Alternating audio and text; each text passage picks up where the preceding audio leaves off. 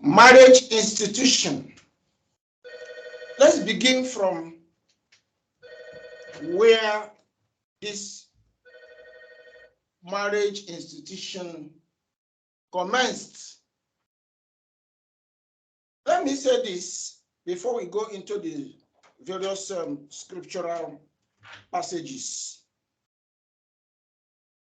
Please take note of this message today, and as much as you can, put it to your heart,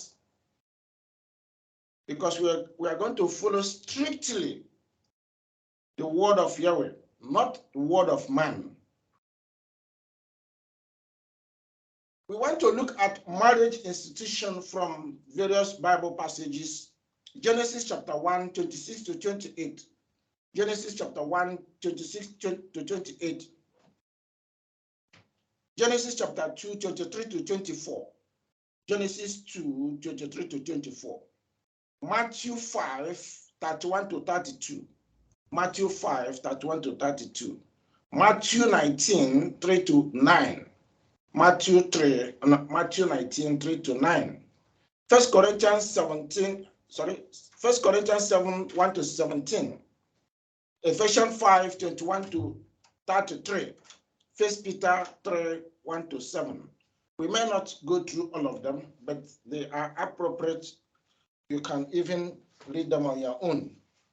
They are appropriate to what we are dealing with this morning. Now, quickly, marriage institution is first institution as per Yahweh's commandment or covenant he made with man.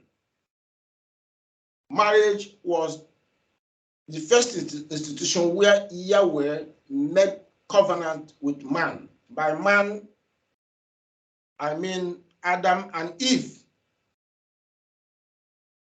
And we know, as people of Yahweh, we know that covenant is a very, very serious commitment between Yahweh and Israel. Even all the way from Adam and Eve, covenant. Yahweh do not toy with covenant. Marriage being the first institution within all the covenants that Yahweh made,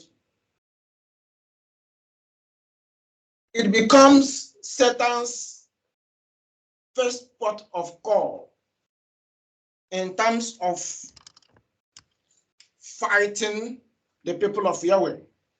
Satan hates Yahweh's covenant.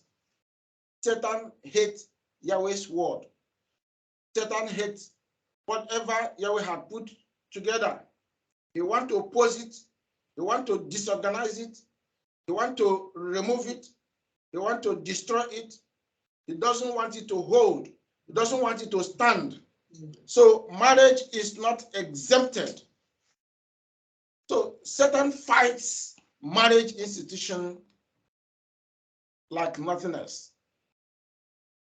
Satan would not want marriage to stand. He didn't want marriage between Adam and Eve to hold. Why? The reason is clear. Where children of Yahweh are two, Satan is in trouble. So he hates coming together, togetherness, unity, oneness of people of Yahweh. So he first and foremost bounces on marriage.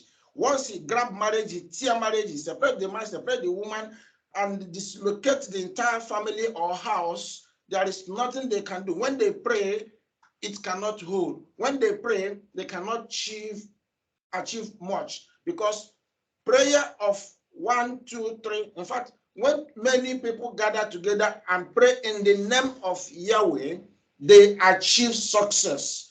The result is always massive. Satan don't want it. He understands that perfectly well. So he will always go after marriage. He didn't want the first man and woman to live together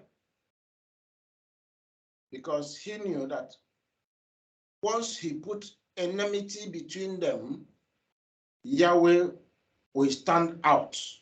Yahweh will not be with them. Now, let's look at Genesis chapter 1, verse 26 to 28. What was the commandment? Remember, the book of Genesis is also inclusive of Torah. It's part of Torah. So Torah is a covenant book of Yahweh. What did he say? Verse 26, Genesis chapter 1, 26. And Yahweh said, let us make man in our image, after our likeness. Satan hates such statement. Those who will be like Yahweh. Yeshua said, I am my Father, we are one. He is said to be the image of the Father, as well as all that Yahweh created. They are made after the image of the Father. They have same semblance. So Satan hates that. How would he make them? After our likeness, and let them have dominion over the fish of the sea, and over the fowl of the air, and over the cattle, and over all the earth, and over every creeping thing that creepeth upon the earth. So Yahweh created man in his own image. In the image of Yahweh created he him. Male and female created he them. And Yahweh blessed them, and Yahweh said unto them, be fruitful and multiply and replenish the earth and subdue it, and have dominion over the fish of the sea, and over the fowl of the air, and over every living thing that moveth upon the earth. What is Yahweh stating here? Yahweh is saying, you should bear fruit, you should produce character after my likeness. You should bear people that are in like-minded manner as I am. Seed, Adam and Eve, you shall produce seed of same kind, of same image. But you see the thinking of Satan. Did he not know, or did he not hear about these commandments from verse 26 to 28?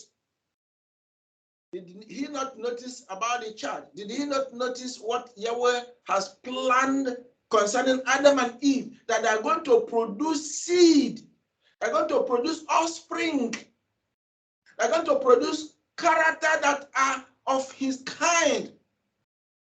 Did he not know? Did Satan not know? He knew. And if that has to come to pass, he will not have place at all. He has missed heaven, and the earth that now was available for him because he was cast down into heaven, he will miss it as well. Therefore, he has to conquer man in order to take it over. So he began with man. Now, let's see, that is one area we see Yahweh creating man and woman. At the second account of them, Genesis chapter 2, 23 to 24. We read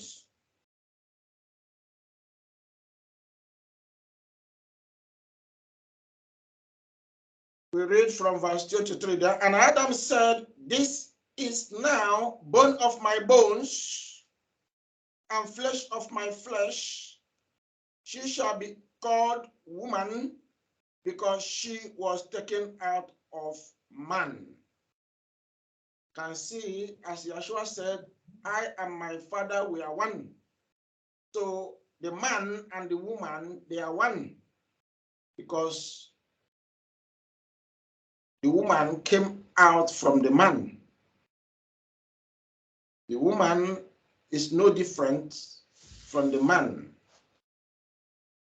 But they have to heed to these commandments because the commandment is that they are one and they must live as one.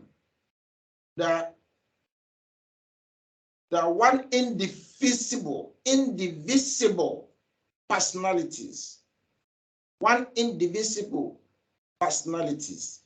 They shall not themselves create a sin or anything that will bring separation amongst them. Neither will they allow any man from anywhere or woman from anywhere to separate them. So they are bounded together as one. 24, it says, therefore shall a man leave his father and his mother and shall cleave unto his wife, and they shall be one flesh. They shall be one flesh. Verse 25 says, and they were both naked, the man and his wife, and we are not ashamed. Satan knew this.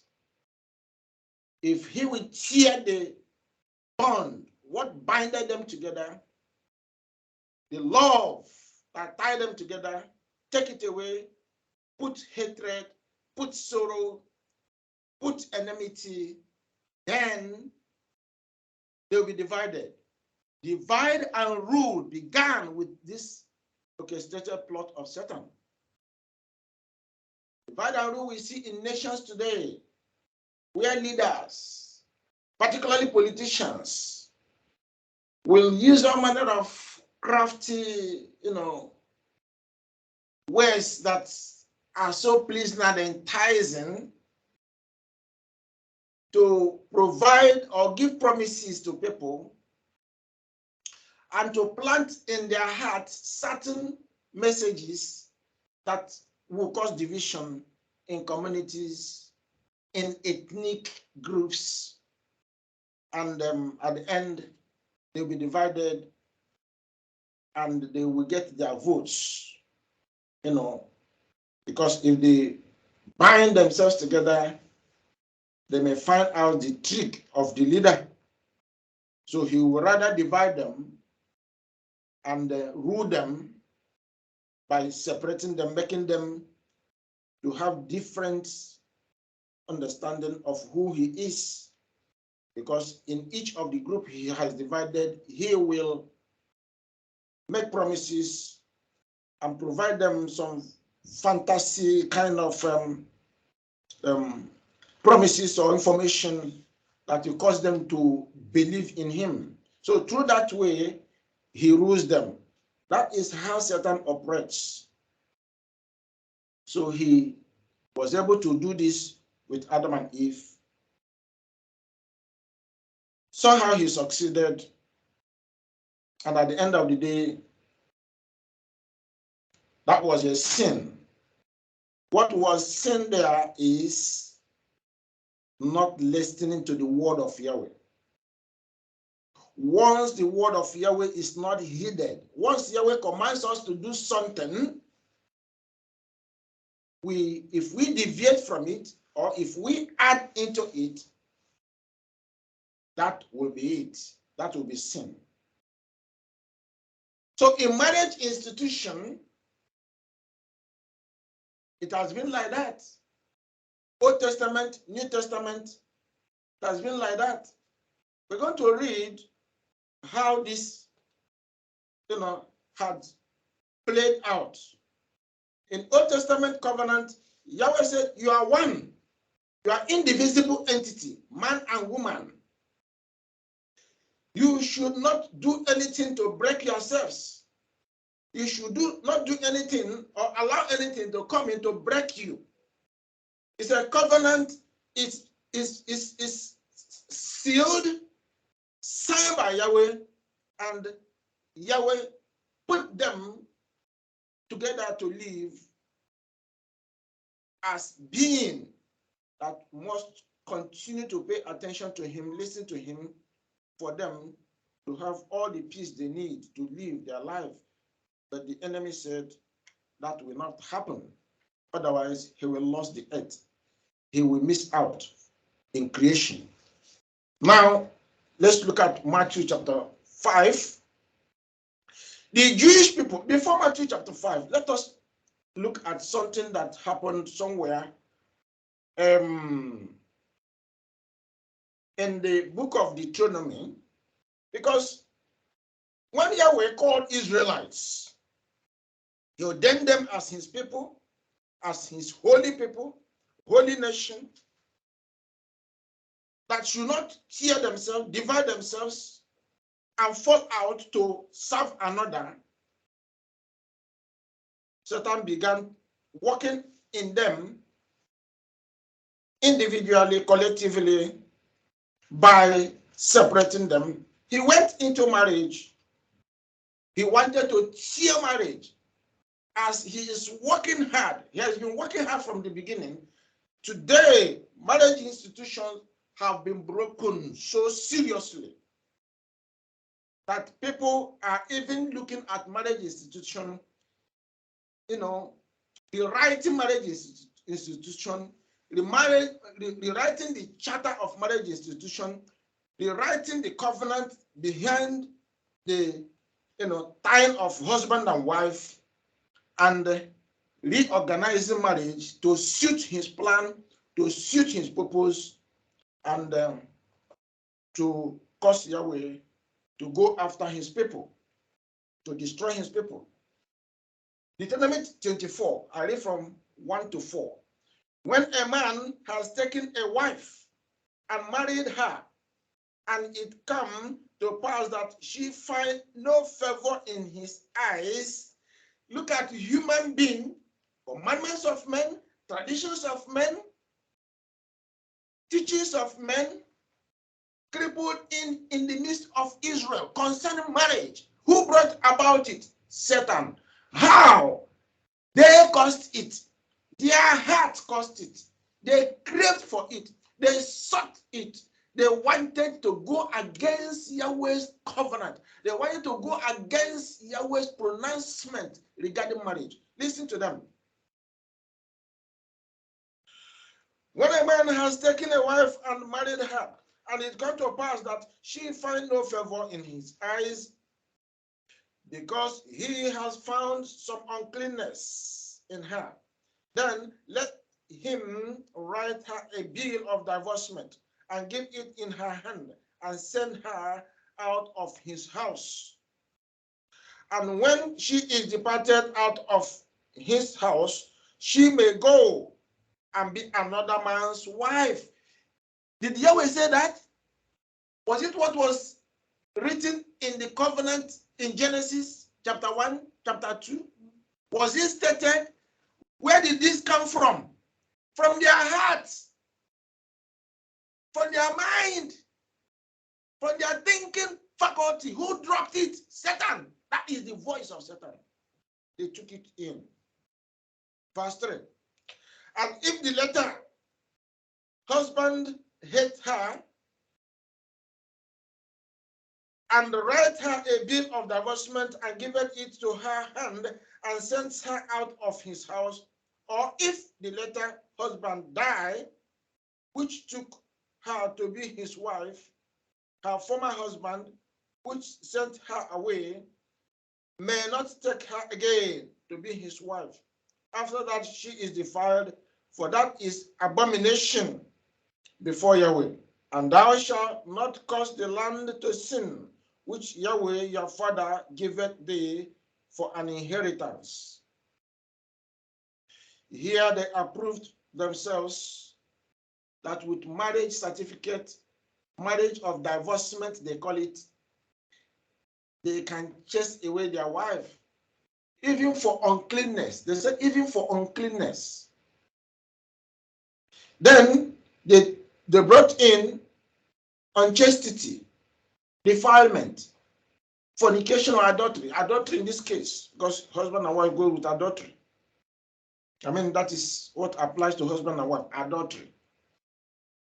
Where a man leave the wife and sleep with another, sleep with a woman, is adultery. Where a woman leave the husband and sleep with a man, is adultery. So they use that as an excuse to destroy the covenant of marriage, the institution, the first institution that Yahweh put in place. All right, they continued with this. They said it was Moses that led them to it, or Moses gave them the authorization to divorce their wife or separate or do whatever, putting away their wife. Did Yahweh say that? No. This was their proposition. This was to them a law they enacted in order to rebel against the living Yahweh. Now let us go to Matthew chapter 5. The issue is that Israelites, including the tribe of Judah, at a particular point in time, they began to change Yahweh's word or covenant.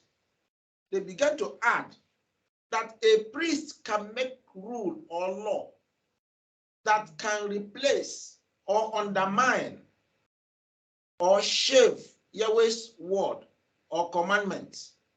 And what they propose or their rule can override the rule of Yahweh. In Matthew 15, Yeshua chastised them on that. Matthew chapter 15, 1-9. And Yeshua said, as they do that, they have no place in Yahweh. Told them, because they were asking Yeshua, why can't you oblige? Why can't you obey the commandments of men, of elders, the traditions of elders? Yeshua asked them, what about the commandments that Yahweh gave you? What are you doing with it? Has your commandment come to override the commandments of Yahweh? Say, in vain you worship him. If you would impose your commandments or your rule to override the commandments of Yahweh, you worship in vain. You praise in vain. You follow him in vain. Everything you do is not unto him, but to another. You can't substitute. You can't exchange the word of Yahweh with your own word, with your own commandments. Matthew chapter 5, I read from verse 31. It has been said, now these are these Pharisees, Sadducees, scribes, the priests. Now they came to Yeshua. This is the new covenant time. Yeshua now seated, and they want to find out from him, can we continue with the old habit, what we got from Moses? Can we continue using the divorcement even in this age? Is it authorized? Are we permitted? What we have done, is it right? If it's not right, what do we do in this case? Right, let's listen to Yeshua's response. It has been said, whosoever shall put away, mark that word. Whosoever shall put away his wife, let him give her a written of the divorcement. This is, they were referring Yeshua to what is written in Deuteronomy 24, 1-4. They were trying to take Yeshua to buy the idea of their tradition, of what they have been doing. But I say unto you, now Yeshua is responding to them, that whosoever shall put away his wife, saving for the cause of fornication, causeth her to commit adultery. This is what even we read. This is in the New Testament. It's not written in the Old Testament, because this which they brought out here is what we saw in Deuteronomy 24. The writers were careful to continue to carry that argument of unchastity, of defilement, fornication, or adultery, bringing it in line to match the response of Yeshua. They said, except, in what Yeshua was trying to convey, it's like putting the injunction there, except on the area of fornication and adultery, then you can divorce. But in the beginning, it was not given. Otherwise, Yahweh would have stated it. Adam and Eve, if there's anything that will defilement, if there's any defilement, divorce your wife. He would have stated it. The Old Testament covenants, Genesis, Exodus, Leviticus, Numbers, Deuteronomy would have emphasized it. But you see them, from one point, they carried it and moved into the new covenant era, and they planted it here. They said, except on the issue of fornication and adultery. Now he continued, and whosoever shall marry her that is divorced commits adultery. They want to say that whosoever married that fellow that is divorced commits adultery. That is to say that the spoken word of Yahweh in Genesis, which do not allow divorce, still continues, even reading from the response of Yeshua. Divorce is not allowed. If you divorce, if you separate, if the woman steps out and marry another, the person that marries her is committing adultery. The woman that marries the man who has separated the wife will be committing adultery if he steps outside his marriage. So here we are told by Yeshua, or Yeshua is stating clearly to them, that divorce will lead to committing fornication, because the person will not stay on his own. In as much as the person is living, once somebody is gifted to marriage, the person will still sleep with man or woman. Therefore, for that not to happen, you need not divorce. Or else if you divorce, you will enter into fornication, enter into adultery. It's not allowed. Again, verse 33, again, ye have heard that it has been said by them of old time. Now Yeshua is directing them to look at what Yahweh commanded, what the covenant said. Yeshua is now pronouncing the covenant book, what was provided. They have heard, and it was said, thou shalt not forswear thyself, but shalt perform unto Yahweh thy oaths. What is the oaths? Now, when you look at issue of swearing, it has to do with marriage. And that is why it is said that marriage is a covenant. In covenant, you undertake an agreement by signing something. Literally, one is swearing not to go against or contradict what is written. So, marriage institution, for it to be bounded, for it to be binding between the two persons, there must be an oath. There must be a swearing. There must be something that they have to undertake, sign, seal, and that is why a third person is always there. The pastor or the priest has to be there to bind them and to become the witness of what happened. The first witness is Yahweh. The second witness is the pastor or the priest. Now, the family members are also witnesses in marriage. Once these witnesses are in place, marriage is consummated with payment of token. That is tradition that was brought in, but Yahweh allows it. Whatever token as payment, whether it's payment of £1, £2, £10, whatever, as a dowry is allowed. It seals. It's like sealing to consummate the marriage. Now, these people were not done. The leaders of Israel didn't, they still pursued Yeshua to get his approval. Let us read Matthew 19 from 3. The Pharisees also came unto him, tempting him, and saying unto him, is it lawful for a man to put away his wife for every cause? Every cause. If the woman misbehaves, any slightest excuse, drive away.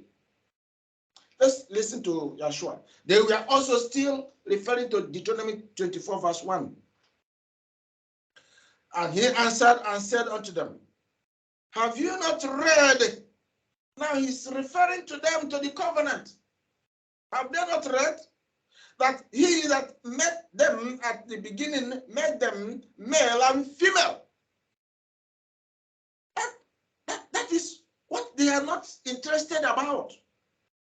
Genesis 5 verse 2. Particularly Genesis chapter 2 where we read. They're not interested about the oneness, the indivisibility. A marriage institution, they don't want to know. Now, verse 5 says, and said, for this cause shall a man leave father and mother, and shall cleave to his wife, and they two shall be one flesh. Genesis 2:24. Yeshua quoted it for them.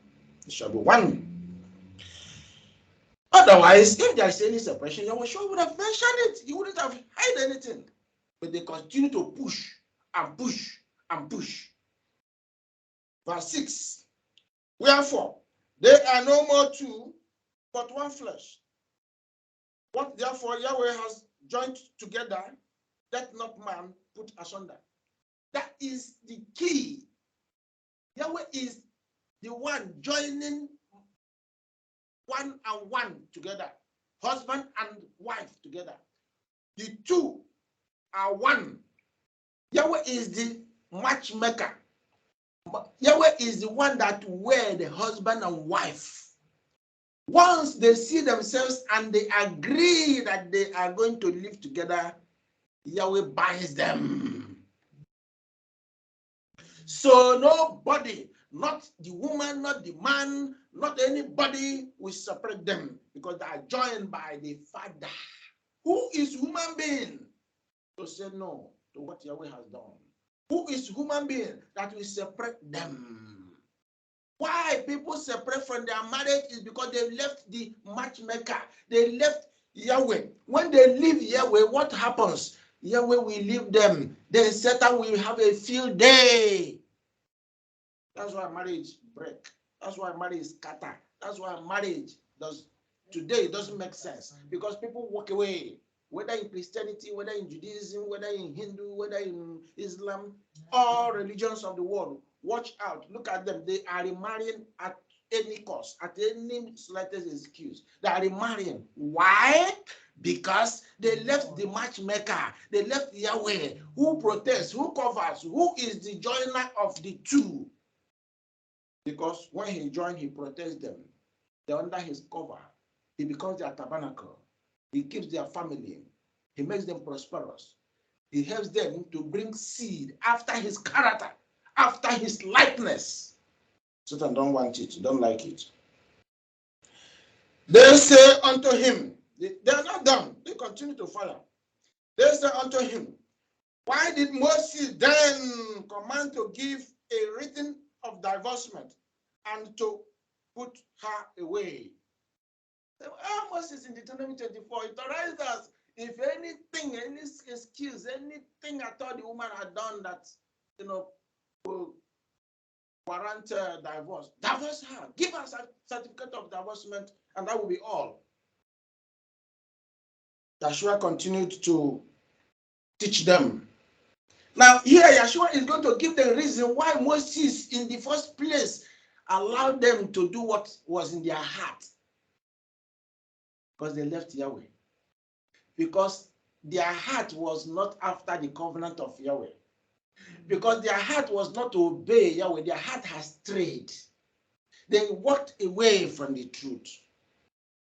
Verse 8. He says unto them, Moses, because of the hardness of your hearts, suffered you to put away your wives. But from the beginning, it was not so.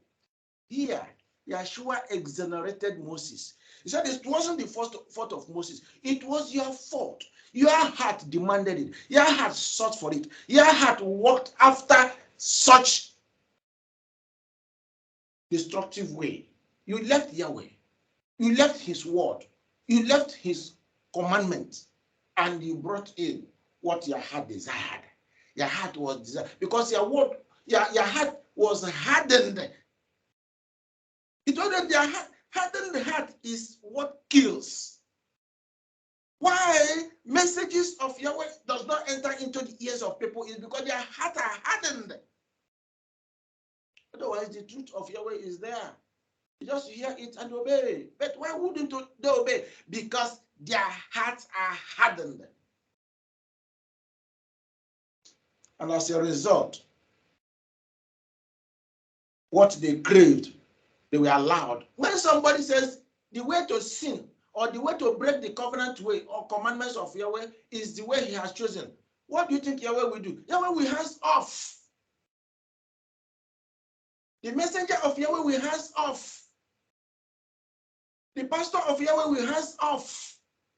You go Yahweh. It's your choice. And the penalty is there.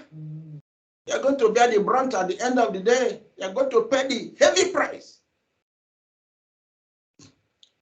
Verse 9. And I say unto you, whosoever shall put away his wife, except it be for fornication, and shall marry another, commits adultery.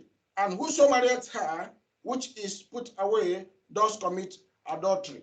Now, that verse, I believe, they still wanted to continue doing what they were. They didn't heed to what Yeshua said. And that's why they brought that clause to continue to suit their purpose of the hardness of their heart. Divorcement, certificate of divorcement. They will continue to carry that certificate of divorcement, which Yahweh says no. Yahweh said, I hate divorce. That's what he said. Let's read Malachi chapter 2:16. Malachi 2:16. For Yahweh, the Yah of Israel, says that he hates putting away, separation, divorce. Yahweh hates it. For one covers violence with garment, says Yahweh of hosts. Therefore, take heed to your spirit, that you deal not treacherously one to another. Do not bring issue of divorcement, because what that leads is violence. It leads to violence. Whatever that will, subject the party, husband and wife, into the point of divorcement or separation, also has attribute of violence. In the ensuing problems amongst them, they can kill themselves. They can cause harm. They can cause problems. But if they are together, they are covering of one another. They are garment to one another. So we should not bring divorcement because it produces hatred of violence, hatred that causes, when they say husband and wife are fighting, what does it, at the end of the day, what does it lead to? At times, it may end up one going to the hospital for treatment because one has beaten one to pop or to coma. And at the end, the one may die, or one has beaten one to even actual death. And there will be no remedy at the end of the day. So we should not give Satan a chance. The same Malachi chapter 2. In fact, if we read from Malachi chapter 14, listen to Yahweh. Yet ye say, wherefore, because Yahweh has seen witness. Malachi chapter 2, I'm reading verse 14. Malachi 2, 14. Yet ye say, wherefore, because Yahweh has seen witness, Yahweh has been witness between thee and the wife of thy youth. Yahweh is there as witness. He is the one that joins. I earlier stated that Yahweh is always witnessing every marriage. The pastor is always witnessing every marriage. The family members, where the two come from, witness every marriage. So when these are complete in every union of husband and wife, marriage is consummated. So here, Yahweh is affirming what he did from the beginning. Because Yahweh has been witness between thee and the wife of thy youth, against whom thou hast dealt treacherously, yet is she thy companion and the wife of thy covenant. Did you hear that? Wife, husband, they are covenant property of Yahweh. They are property of Yahweh. Yahweh entered covenant with them. They should bind themselves together under Yahweh, under oath. They swear to live together.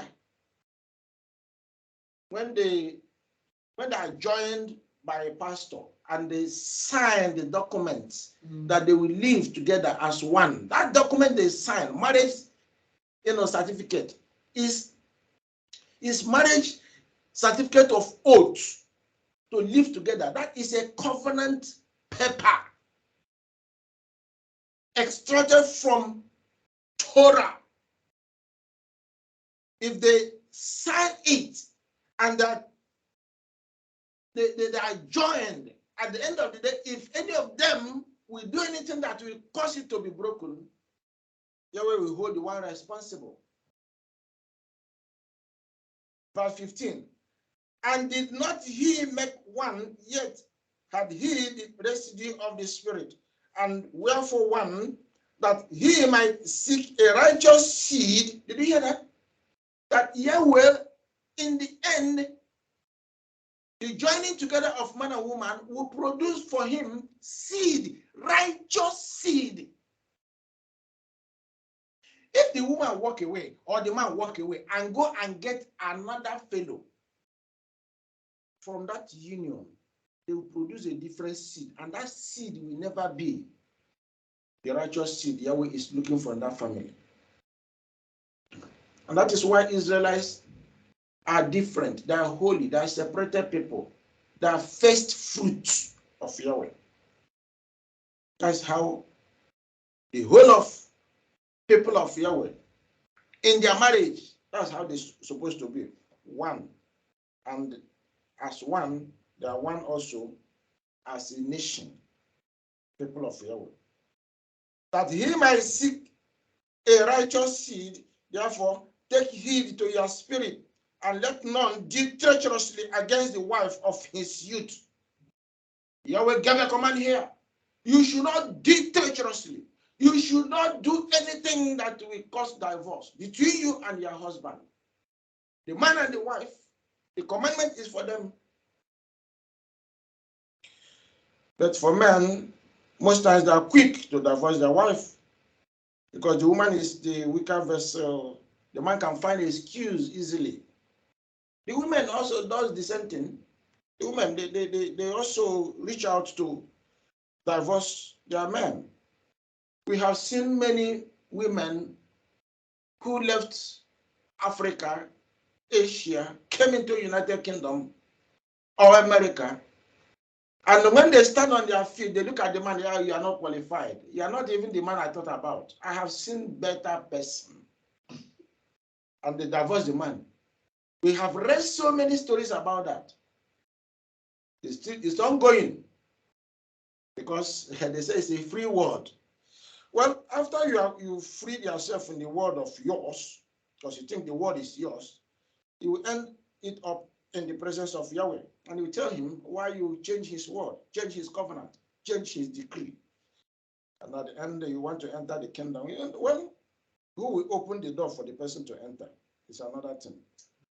So, verses 13, verses 14, verses 15, also, squared up to verse 16 there, which says, which Yahweh at the end told us that he hates when man and woman go into separation, putting away. For Yahweh, Yah of Israel, says that he hates putting away. Who do we believe? Do we believe Yahweh, Yahshua, or do we believe the Jewish leaders, Israelites leaders, or today's Gentile religious leaders who has turned the word of Yahweh asunder, who had, out of their rebellious heart, their hardened heart, had continued what the people of old were doing, holding certificate of divorce to separate from their marriages. Do we believe human being, human tradition, or do we believe Yahweh? Or what Yahshua also anchored on the word of Yahweh? All we need to do is to follow Yahweh, because Yahweh can never, ever break his covenant. He can't. He can't. Now, as we said, Moses gave the certificate of divorce because of their hardened heart. That was the instruction or a reminder that Yahshua gave to them. Yahshua objected idea of divorce as Yahweh objected idea of divorce. And he said vehemently that he hates divorce or separation. The law of oneness till death separates spouse is from Yahweh, not Moses, not Paul, not Apostle Paul, not from men. That law came from Yahweh. Therefore, no man can change Yahweh's covenant, which Yahweh himself cannot break. Yahweh says he cannot break his covenant.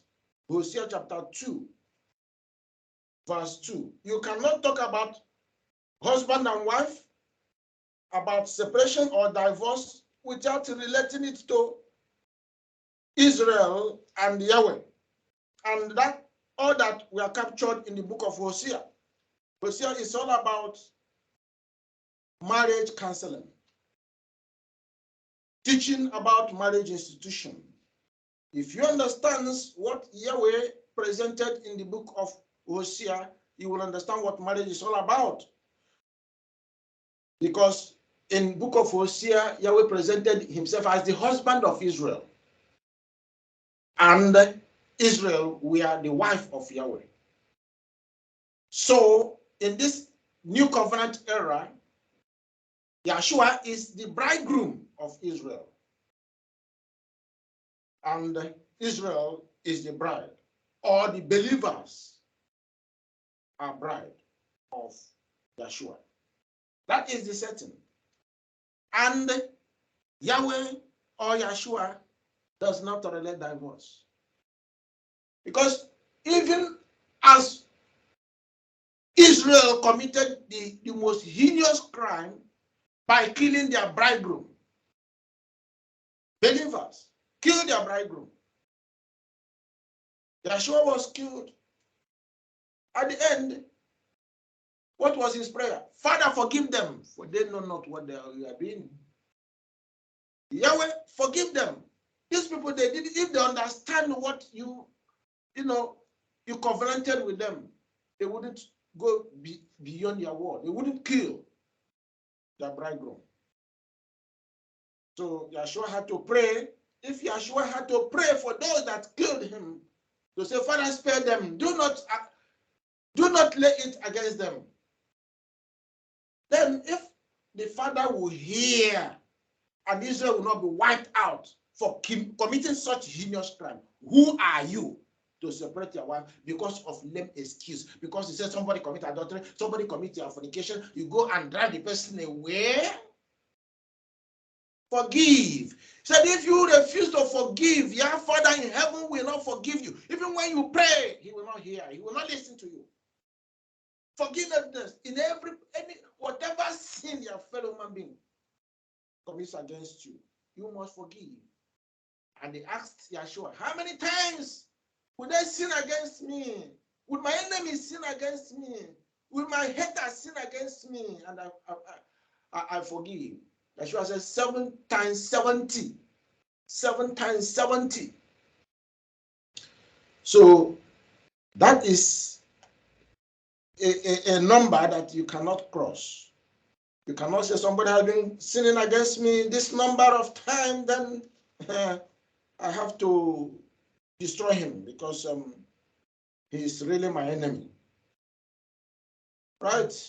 All we are taught is that we must forgive. Hosea chapter 2, verse 2. Plead with your mother. Plead, for she is not my wife. This is Yahweh speaking to Israel as his wife.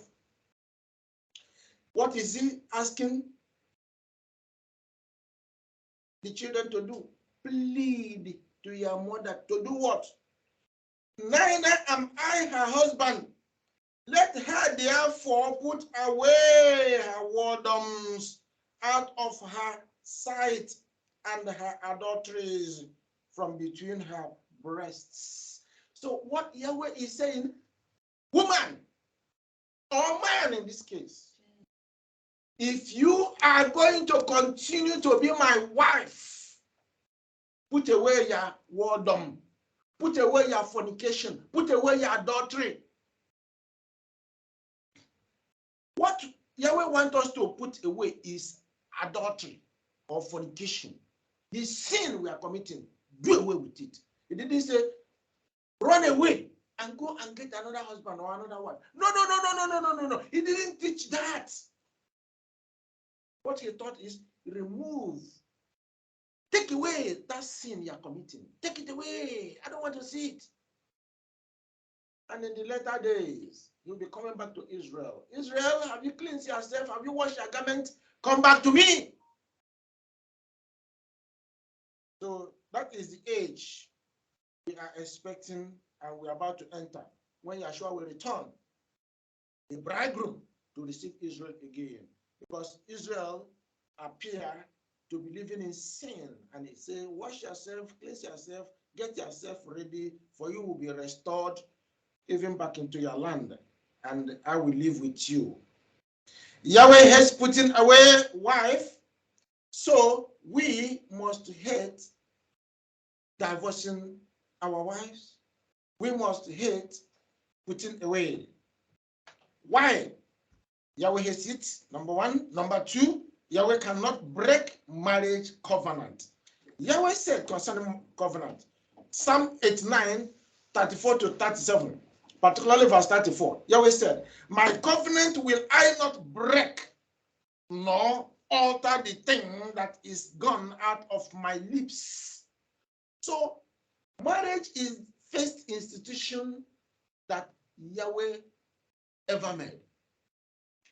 Yahweh put marriage institution before every other thing in man. Then that becomes number one covenant. He reached out with human being. And he said he hates breaking it. He doesn't break his covenant. So if Yahweh says he cannot break his covenant, who are you to break the covenant that Yahweh put in place? And ask you, never break my covenant. He cannot break his covenant because he doesn't break his covenant. Marriage institution was first covenant Yahweh made between himself and mankind, husband and wife in this case. Made them to be one.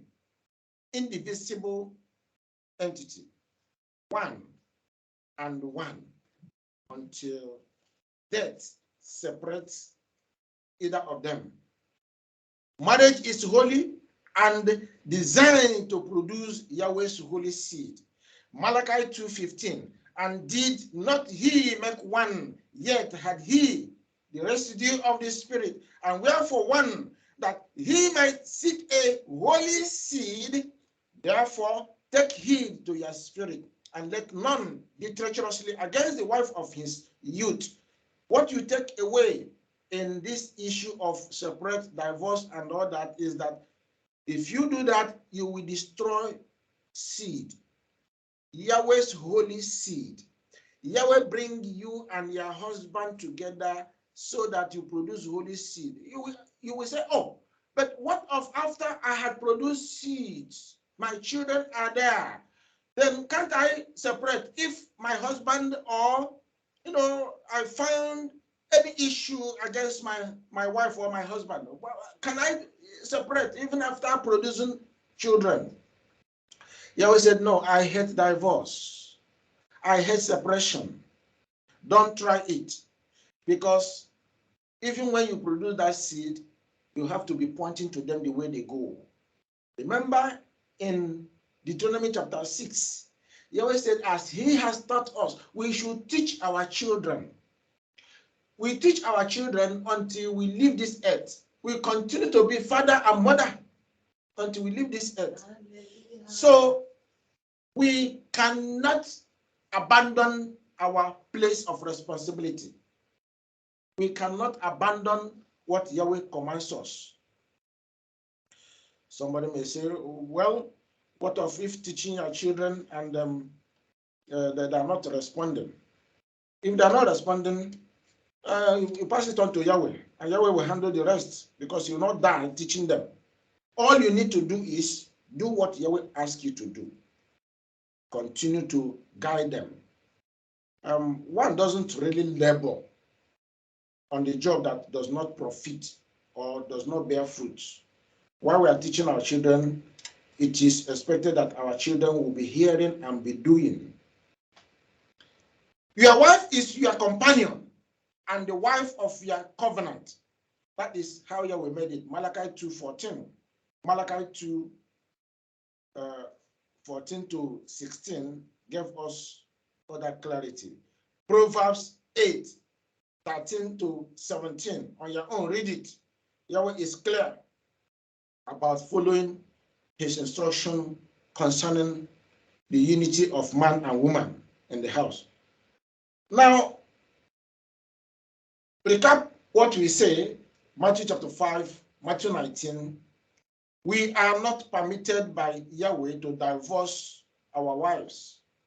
We are not permitted. We are not permitted to divorce our husbands. Because Yahweh says he doesn't divorce. Israel is the wife of Yahweh. And our physical human wife or husband, we are to do same as Yahweh holds us in the unity of marriage, in the sanctity of marriage. Marriage is first Yahweh's covenant with mankind, which we saw in Adam and Eve. It cannot be broken. If broken, spouses must live without marriage till death separates one of them. If by any means, if there is a threat of life, I think that is excused in the covenant book. If there is a threat of life and by any means there is separation or there is divorce, that individual or the two parties must remain separate. The man, the husband, the wife, both of them must live without remarrying. Remarriage is not allowed until one passes on. It's Yahweh that joins in marriage. Therefore, let no one cause separation to happen in marriage. Number two of what we have concerning parasha this morning, we look at women in the assembly. Women in the assembly. Did Yahweh authorize women to office of priesthood? Did Yahweh command women to lead his assembly, to teach publicly? Did Yahweh command women to hold office where they rule or they establish assembly of Yahweh? 1 Timothy chapter 2, 11 to 15.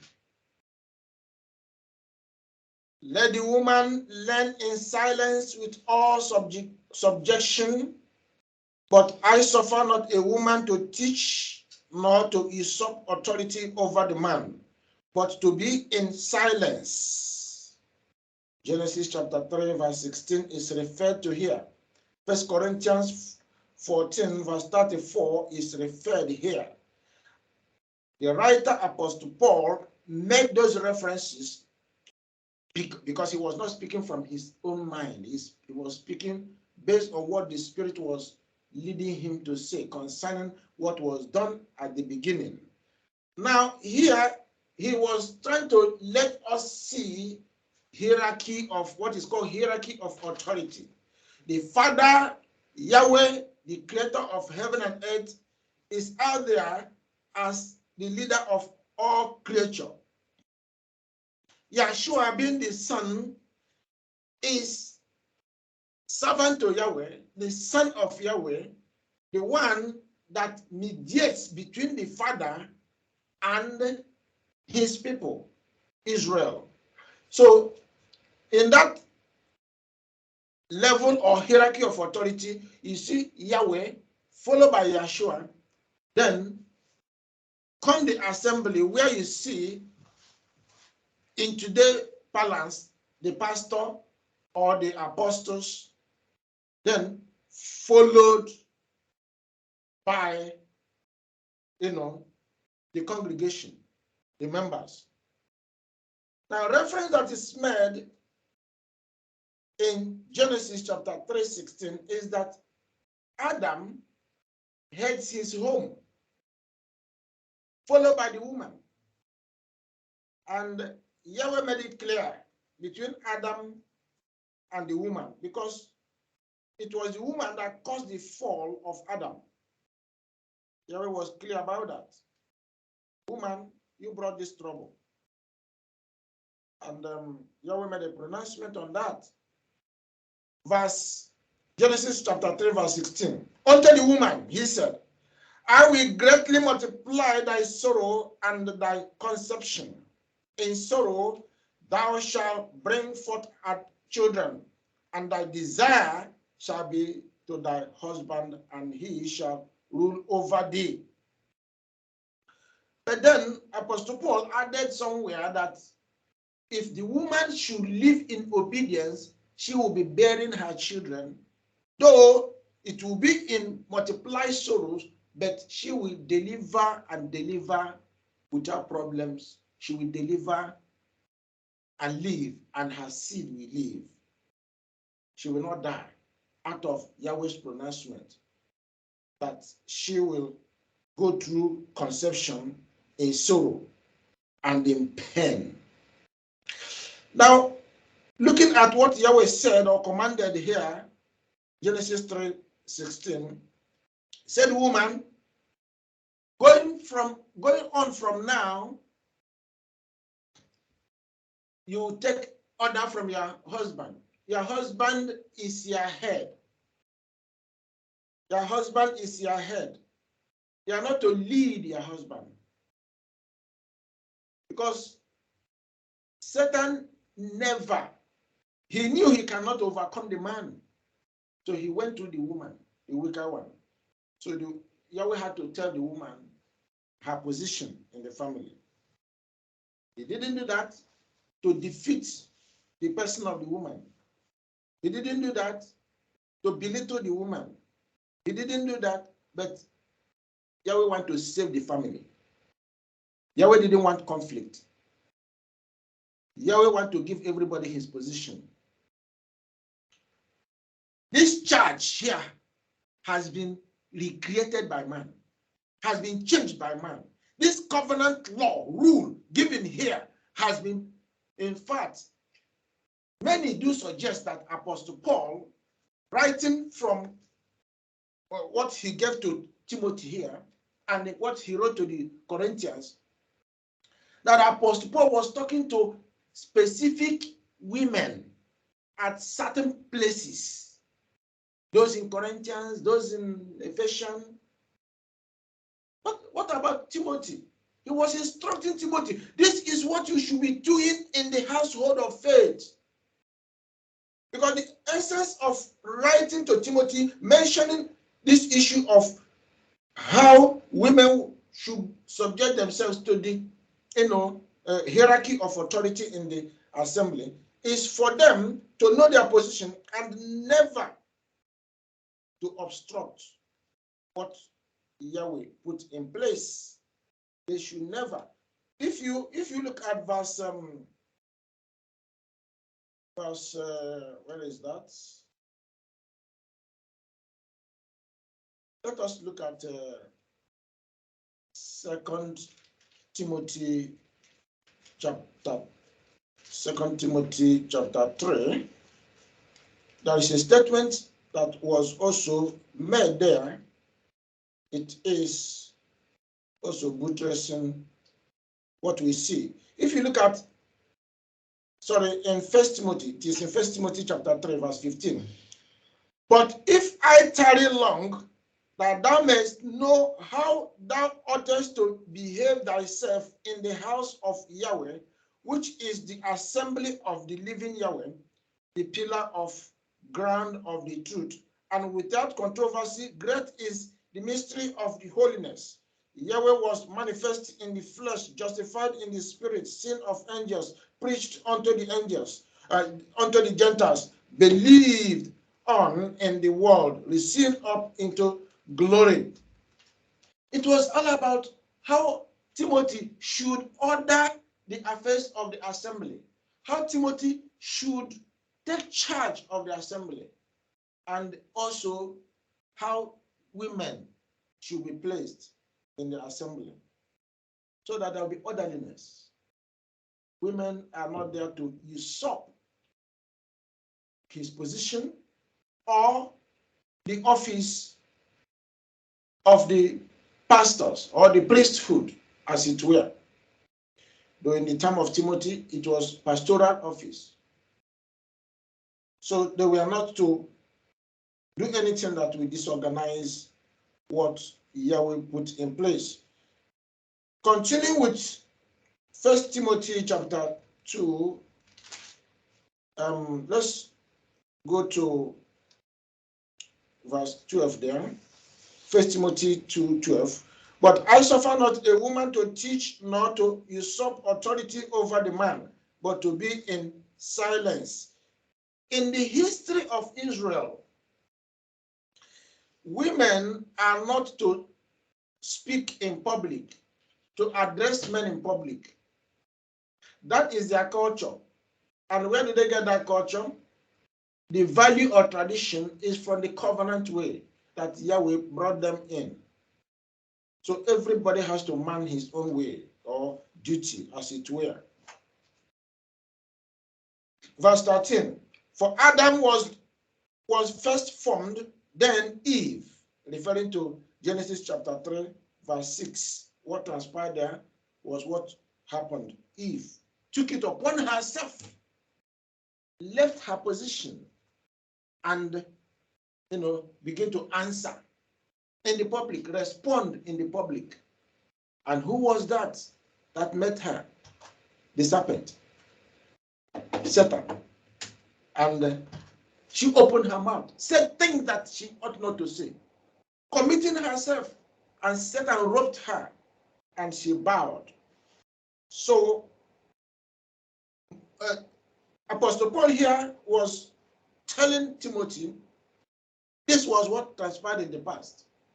This was the relationship between man and the woman, but the woman left her position, usurped the man's position, did what she was not called to do. As a result, there was a fall. It's like here, Apostle Paul was asking the woman, look at what happened in the days of Adam and Eve. You brought about the fall. That is the presentation Apostle Paul was making here. Was he blaming the woman? No. What he was trying to do is to let the woman not in any way begin to struggle with man in position in the assembly, in carrying out the function of priesthood work, which is in the hands of Yeshua today. Verse 13, for Adam was first formed, then Eve. 14, and Adam was not deceived, but the woman, being deceived, was in the transgression. Notwithstanding, she shall be saved in childbearing, referring to Genesis chapter 3:16, because Yahweh made a pronouncement there.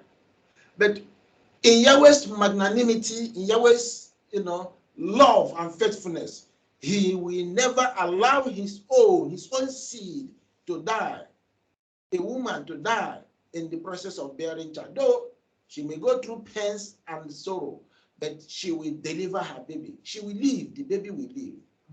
If she comes to obedience. So when a woman is given to a man, the woman should take her office, should take her position, should live following the husband, listening to the husband, never to usurp the husband's position. Otherwise, she may fall prey to Yahweh's pronouncement of Genesis chapter 3:16. Most women die at childbirth, they don't know why they die. They don't know why they die. We must always reflect to the position of Yahweh. What is the stand of Yahweh? Why did he say what he said? And why did he command us to do certain things the way he wanted? If our own good, so that we do not break his covenant and fall victim of death or trouble or sickness or any kind of infirmity. Notwithstanding, she shall be saved in childbearing if they continue in faith and charity and holiness with sobriety. This is the charge of Apostle Paul to Timothy, how he should organize the assembly of the living Yahweh, as we read in 1 Timothy chapter 3, verse 15. Because assembly of the living Yahweh is the pillar and ground of the truth. Man is meant to be the carrier of Yahweh's truth. He is the head in the assembly, so that Satan will not come and take away the truth again. Man should hold it. Man should hold that office, because Satan will always be coming to uproot the truth.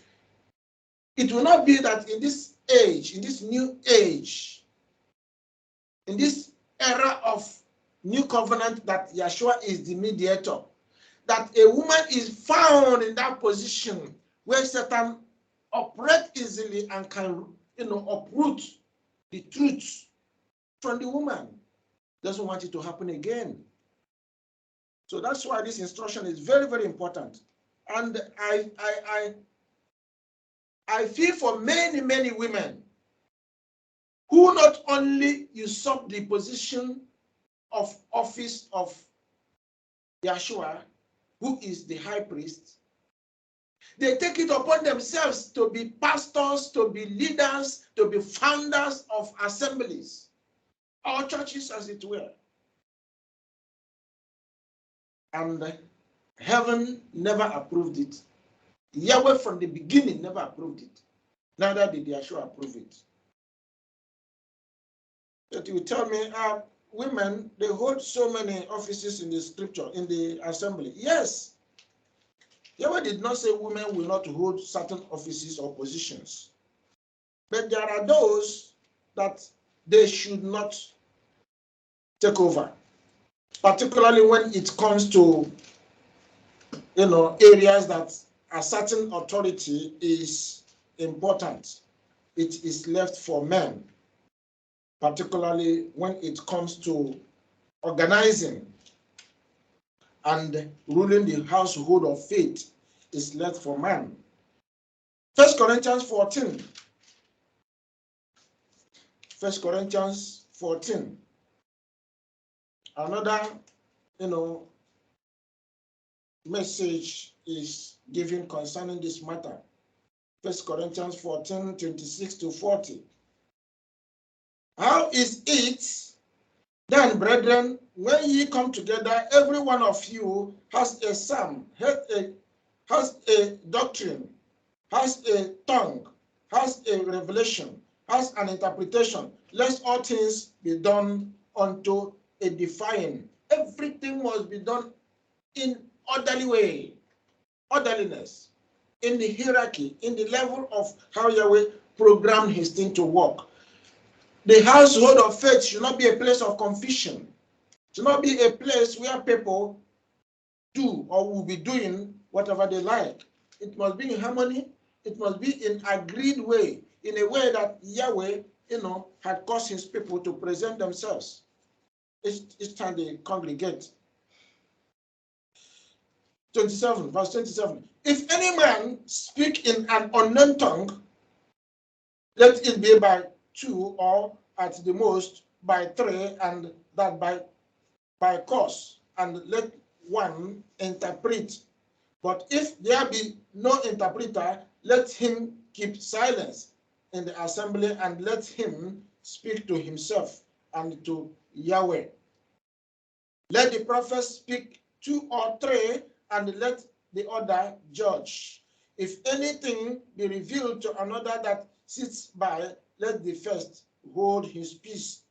For ye may all prophesy one by one, that all may learn and all may be comforted. And the spirits of the prophets are subject to the prophets. 33. For Yahweh is not the author of confusion, but of peace, as in all assemblies of the saints. All assembly, Yahweh wants orderliness. Men, then women, each one must have his position and must have his or her duty to do, to perform, so that there will be orderliness, no confusion. 34. Let your women keep silence in the assemblies, for it is not permitted unto them to speak, but they are commanded to be under obedience, as also says the law. Also says the law. That is what the law said. And if they will learn anything, let them ask their husbands at home, for it is a shame for women to speak in the assembly.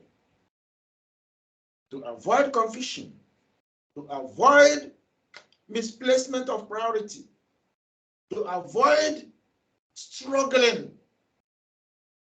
to doing certain, obligations. How we do this, I'm commanded, I'm supposed, I'm better than you, I have knowledge better than you. That struggle must not be there.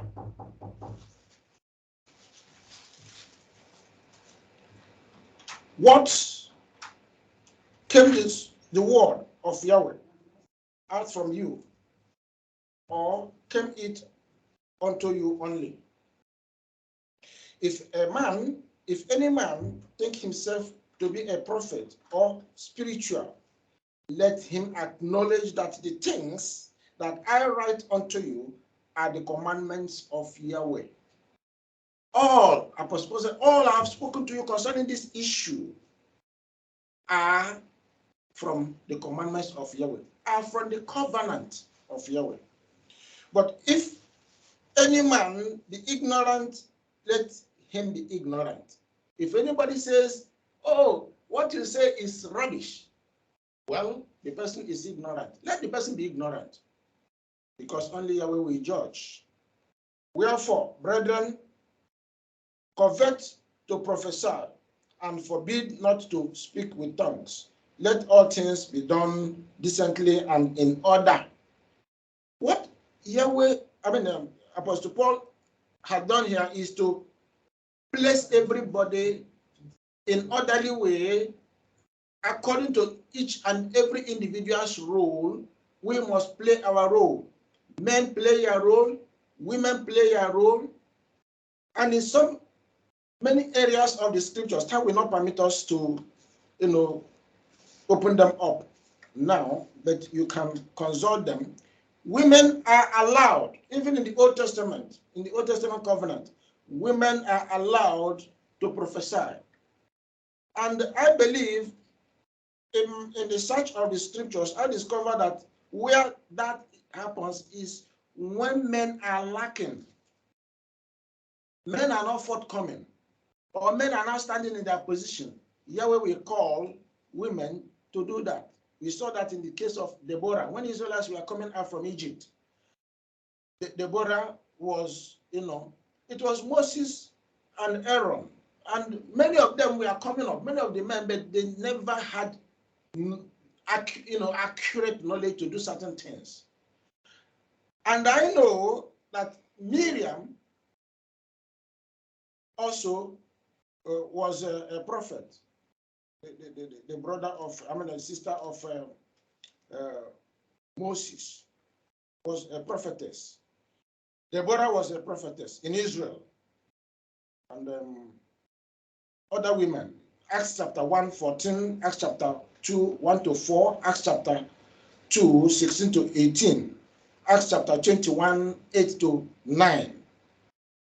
All of these recorded that women at some point prophesied or helped Israel in the area of prophecy. So in the area of doctrinal gift of priesthood, we see that area of prophecy, there's allowance, provision was made.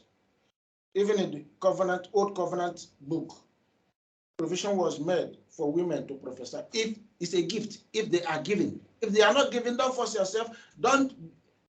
It's not something you learn. It's a call. As Yahweh will call somebody to be, a pastor, a teacher, apostle, a prophet, evangelist. It's a call. If you're not called, don't force yourself. Don't go to school of theology or school of anything to learn how to prophesy. The person will be doing the work of flesh. The person will not be honoring Yahweh, but he will be doing it for himself and will end up, destroying the ministry which Yahweh has put in place for himself. Right. We want to close this marriage institution and women in the assembly at this point, and by his grace, if there is any query, please do let me know,